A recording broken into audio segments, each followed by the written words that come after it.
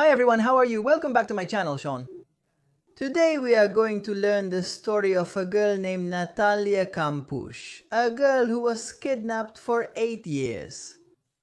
A man, a psychopath who was obsessed with her, kidnapped her and kept her locked in a basement from the time she was 10 until she was 18. We are going to find out why this happened, how it happened, and what was the outcome of this story. But before we start, let me tell you that on this channel we have your 10 seconds where YouTubers, Instagrammers, people from the networks, people with startups, promote what they do in these videos. Your 10 seconds today are for Go Ninja Max. This is Max's channel, a trans boy who uses his channel to play, upload covers, and to discuss the trans community. He has some intriguing videos such as the one about the debate on Joanne Kathleen Rowling's statements, or answering personal questions that can help many people who have doubts about it. I highly recommend this channel and I leave the link below for you to go visit it. I remind you that you can watch this and other videos uncensored without ads, 24 hours before everyone else, simply by clicking the button that says join below. Now without further delay, let's start with today's case.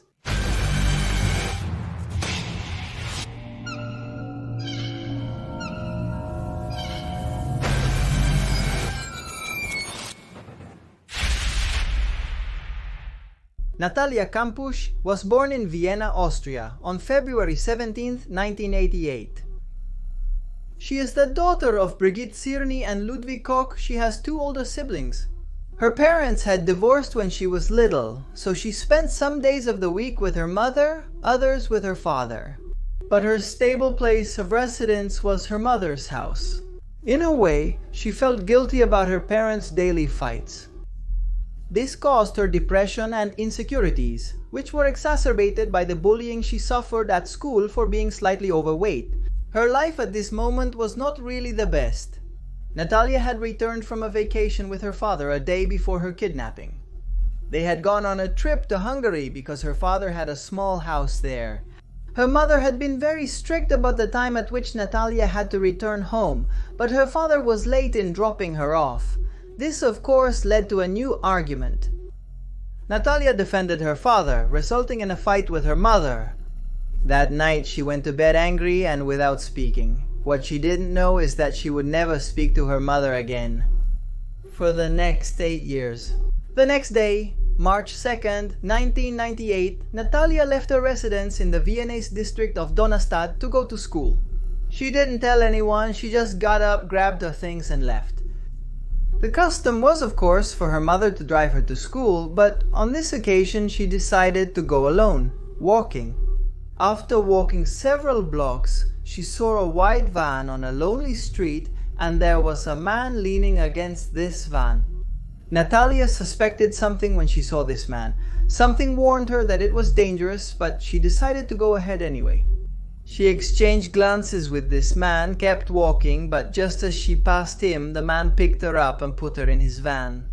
He started the car and swiftly departed. After driving for a long time, they arrived at the man's house, which was on the outskirts of Vienna. He quickly got her out of the van and locked her in a basement. This basement was an illegal construction that the man had done on his own.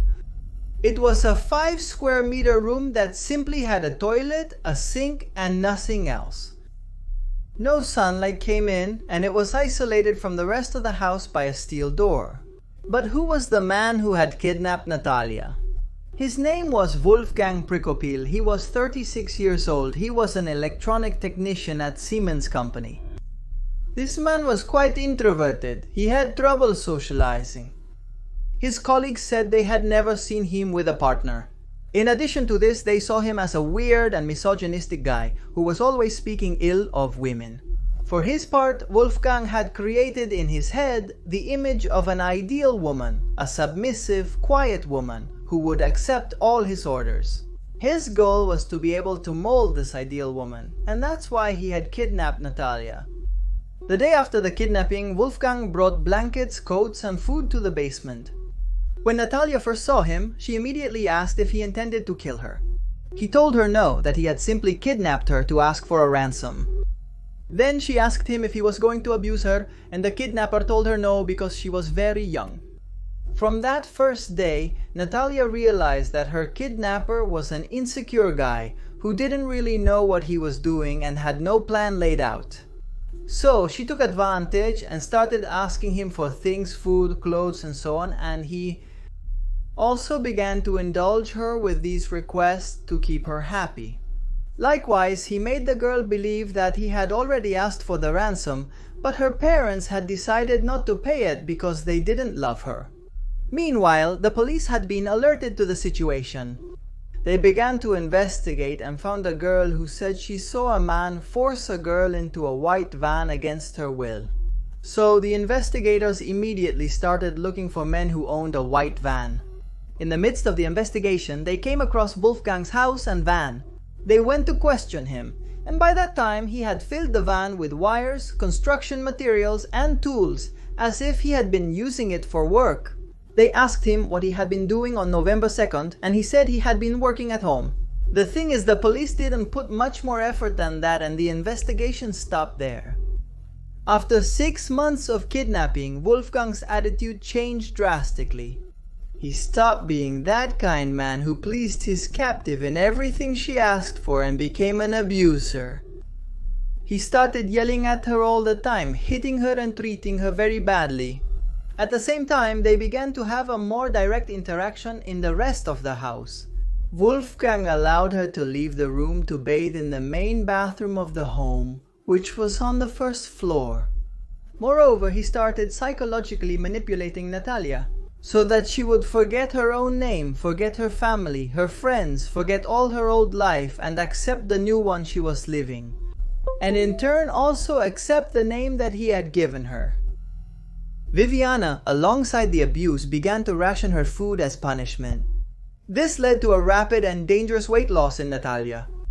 And she also forced her to do forced labor in the house that was under construction, in addition to putting her in charge of cleaning this home. Over the years, Wolfgang gradually gave in more and more and allowed her to explore more areas of his house. In addition to allowing her to leave the basement to bathe, he allowed her to sit in the garden to sunbathe. By then, Natalia was convinced that she wanted to be free. This was not the life she had chosen. She had to escape from Wolfgang's house, but he had convinced her that he had planted explosives everywhere, on the doors, on the windows, in the garden, on the fence. And if she tried to escape through any of these places, everything would blow up into 1,000 pieces. Maybe hearing this now seems a bit incoherent. We say how a person can believe something like this, but let's not forget that this girl had been subjected to strong psychological pressure. This made her believe and think that she was in another reality. In fact, living in this new reality created certain problems for her years later, when she began to recount everything that had happened. Because people accused her of suffering from Stockholm Syndrome, they accused her of having become fond of her kidnapper. She even said she fondly remembered when Wolfgang would have her celebrate her birthday or even Christmas, and she said those weren't such bad times. And besides, he first gave her a radio, then a television, and even books so that she could continue studying and spend her few free moments. Obviously, all of this is very controversial because basically what he did was just give back a little of everything he had taken from her. Another controversial point which she refused to talk about is the rape she suffered at the hands of Wolfgang. She wanted to keep this to herself. But both in the movie and in the notes that came out about the case, it is stated that it is a situation that happened many times. Several times it was intuited, and even she herself told it in some interrogations she gave in private, that the sexual relations she had with Wolfgang were not forced, but were mutually agreed upon. This is obviously a very controversial point because this is where it is asserted that she was suffering from Stockholm Syndrome. She had no other relationship with any other human being. The only person she saw all the time was Wolfgang. So it's natural that this kind of strange relationship between kidnapper and kidnapped would be created. And it was also natural that she didn't feel hatred for him all the time. The thing is, the years passed, and when Natalia was 17, Wolfgang decided to take her skiing as a reward for behaving well all that year. What he did make clear to her was that obviously if she thought of asking someone for help or telling someone about what was happening, he was going to murder this person in front of Natalia. This point was what scared her severely. It inhibited her from screaming in public, from asking everyone for help when she was surrounded by people, or even thinking about running and escaping. It is on this trip that a very clear opportunity to escape presented itself. She asked Wolfgang to go to the bathroom. He checked the bathroom to make sure no one was there. He thought there was no one and let her in. Once inside, Natalia realized that there was a woman in the next stall, so she decided to ask her for help. She told her that she was Natalia Kampusch, that she had been kidnapped, to please help her, but the woman was scared and decided to leave without helping her. Natalia, obviously, was left sad and devastated and had no other choice but to go back to her kidnapper. Sometime later, this woman was found and it was discovered that she was Dutch. Therefore, she hadn't understood a single word of everything that had been said to her, Natalia, and that's why she got scared and left. At 18 years old, Natalia decided that she had to leave that house no matter what. That wasn't the life she wanted. So she confronted Wolfgang and told him that she wanted to leave. She thanked him for not having killed her, but told him that she didn't want to live like this for the rest of her existence. He then, instead of hitting her or instead of punishing her, he became thoughtful. And he told her that if she ever left this house, if she ever managed to escape, he would simply commit suicide. So this case turned into a matter of life or death. In this quest for freedom, one of the two was going to die. It was either going to be Natalia or it was going to be Wolfgang. On August 23rd of the year 2006, 8 years after the kidnapping, Wolfgang was about to sell the white van with which he had caught her, so he put Natalia to thoroughly clean it.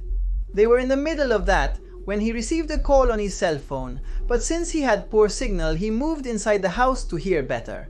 It was at that moment when Natalia realized that this might be the only opportunity she was going to have to escape from the place. But before running away, a lot of thoughts came to her head. She thought that if she ran away at that moment, Wolfgang would commit suicide, the police would come, and both her friends, her co-workers, and her own mother would find out about the horrible person he was. And of all the bad things he had done to her during these 8 years, up to this last moment, she felt compassion for her kidnapper. But in the end, she decided to run away and flee from this house. She went into a neighbor's garden, explained who she was, and asked her to please call the police. The woman was scared, but she did it. The police came, Natalia told them who she was, and they took her to the police station. Once there, they confirmed that this girl was really the child who had disappeared 8 years ago. They were able to identify her by a scar on her body and by a subsequent DNA test. Natalia then weighed only 42 kilograms, the same weight she had when she disappeared 8 years earlier, and had only grown about 15 centimeters. No one could believe it because everyone thought she was dead. All the police hugged her and were happy. They contacted her parents, who had never stopped looking for her and had never lost hope that she was alive. She then reunited with both her father and her mother. This was at last a happy ending, but it was then when she started asking about Wolfgang. The police told her that they went after him, and while escaping, he reached the train station and threw himself under the incoming train and died. Then Natalia started to cry inconsolably for her kidnapper. Obviously, this reaction seemed very strange to everyone, and that's when the rumors of Stockholm Syndrome began. Shortly after her release, Natalia's father opened a bank account so that people could make donations to help pay for the years of psychological help that awaited her. Because she had suffered a great trauma and it was going to be very difficult for her to get out of this. 2 weeks later, Natalia decided to show herself to the whole world and began giving interviews to all the newspapers and charging money for these interviews. That's when public opinion changed their view of her, and instead of seeing her as a victim, they began to see her as a media figure who just wanted to get rich. She wrote 2 books about the kidnapping, and with the money bought the house where she had been kidnapped, Wolfgang's house. Her justification was that she bought it so that no morbid person who wanted to see how she had lived during these 8 years would acquire it. In addition to this, they made a movie about her case and she began to work in the media. She was on television programs as a host and also began to release songs. Natalia revealed at that time to the Austrian newspaper Kronenzeitung that she once had the opportunity to escape from the house where she was held captive, but she did not have the courage to run away and returned. "I once ran out the garden door," she declared. "It was like in the case of those people who cannot leave their house even though the door is open. I got dizzy, I couldn't see anything else, and I returned as unnoticed as possible." He also said that during his confinement, he often wondered what would happen if his kidnapper did not return. "An accident or a heart attack, and I would never leave that place," he explained in this interview. At that moment, they also suggested he change his identity, start a new life, under a different name, in a different place, completely hidden from the view of the entire population, but she refused. "I had faced all the psychic garbage and dark fantasies of Prekopil, and I had not let myself be defeated. And they only wanted to see that in me. A broken person, who will never rise again, who will always depend on the help of others. When I refused to carry that stigma for the rest of my life, things changed." Natalia is 32 years old today and she hasn't given up. Since she escaped, she tried to embark on different projects but always with difficulties. She aspired to be a jeweler and briefly hosted a television interview show. "I find it hard to trust people," she admitted. A few years ago, she decided to tell her captivity in a memoir, her autobiography titled 3096 Days, which was how long her kidnapping lasted. In addition, she published another book, 10 Years of Freedom, where she described, among other things, what she felt when visiting Prekopil's grave. "For many, many years, I only had one person close to me, and my survival depended on her. It's impossible to erase from your memory someone with whom you've spent 8.5 years of your life." Natalia was diagnosed with post-traumatic stress disorder. "It's like a physical illness, it can become exhausting," she said in an interview with El Mundo. "When I'm at home, alone, and in silence, the memories come. I always have to be doing something. I can't sit in one place and relax because I go back to being in that basement." And that's the story of Natasha Kampusch and Wolfgang, her kidnapper. I want you to tell me what you thought of this story. What did you think of Natasha's reaction when she got out? Finally achieving freedom after 8 years?